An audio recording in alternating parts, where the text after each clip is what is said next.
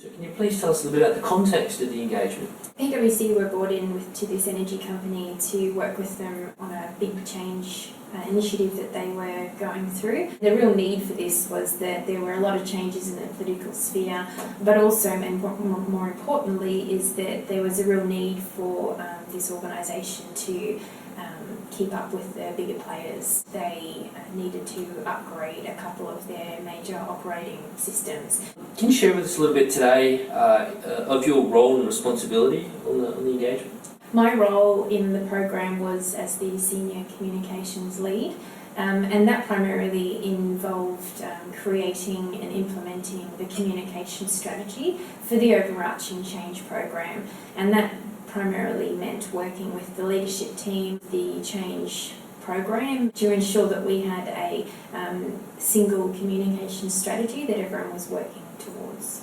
What about the approach you adopted in communicating transformation? What we found when we started working with them is that their tone of voice really didn't suit their personality. And we spent a bit of time getting to know the personality of the organisation and found pretty quickly that a change in their tone of voice would help go a long way to effectively communicating through these changes. We worked on that tone of voice, and we worked with the leadership team to agree a way that we would communicate with their employees in a way that the employees felt like we got them, and that there was real emotion in what we were doing, and that it was genuine, and it was genuine. How did you engage with the leadership in the wider business? The leadership team were quite new, certainly a new group. There were some old, some new people, and they'd all sort of switched around their roles a little bit as well. So our primary goal with the leadership team was to get them all together to agree a way of working and agree among themselves how they were going to work together. Once we'd sort of worked out those roles and responsibilities, it was important for us to establish a set of regular team meetings with the project team and with the leadership team, so that the leaders understood what was happening in the change program. It also was a platform for them to make key decisions and for us to sort of have discussions with them about what we were going to communicate and when, how much information employees needed to know. After we'd set up those regular meetings, it was important for us to get our story straight around what was happening in the change. So the leadership team could stand up and say to employees or say to other key stakeholders inside and outside the business, this is what we're doing and why. To develop that story, we interviewed each of the leaders on where they saw the business currently, where they saw the business in the future, and how they were going to get there, which was ultimately that change program. So we worked with them to develop this business narrative. We sat down with the leadership team and aligned them to that single narrative. It was time to take that story to the wider business and stand together with one voice and communicate that to all employees. And to do that, we took the story on a roadshow to each of the 4 key sites in Queensland, and the whole leadership team went out and spoke to the employees, and that was a really great opportunity for employees to see a united leadership team, to hear what was going on in the business, and more importantly, to be able to openly ask questions and get an honest face-to-face answer. Did you face any challenges, and if so, what were they?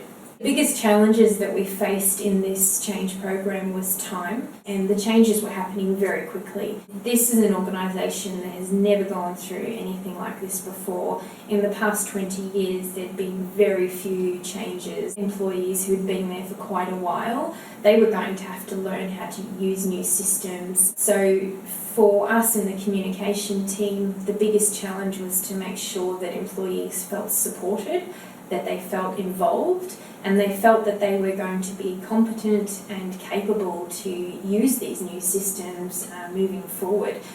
The other challenges that we faced is rumours popping up, miscommunication.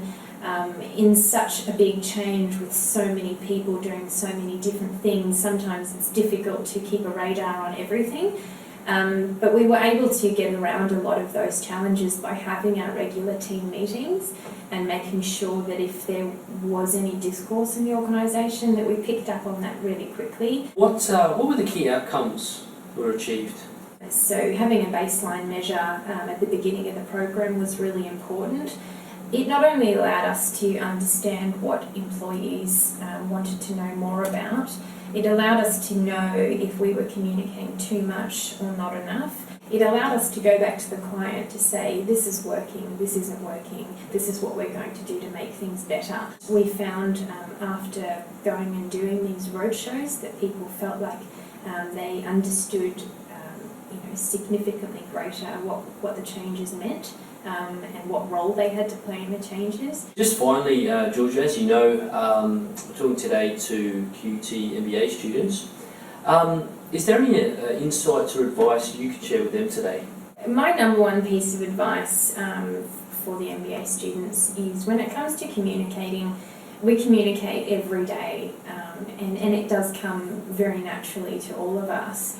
So when you're going and working with an organisation going through a change, you shouldn't change how you communicate, because at the end of the day, we're all human, and although sometimes it's difficult to communicate what is happening the whole time because it's changing, being honest about that will go a long way. If you're going to work in a new organisation, is to spend some time to understand what their tone of voice is and how they want to be communicated to.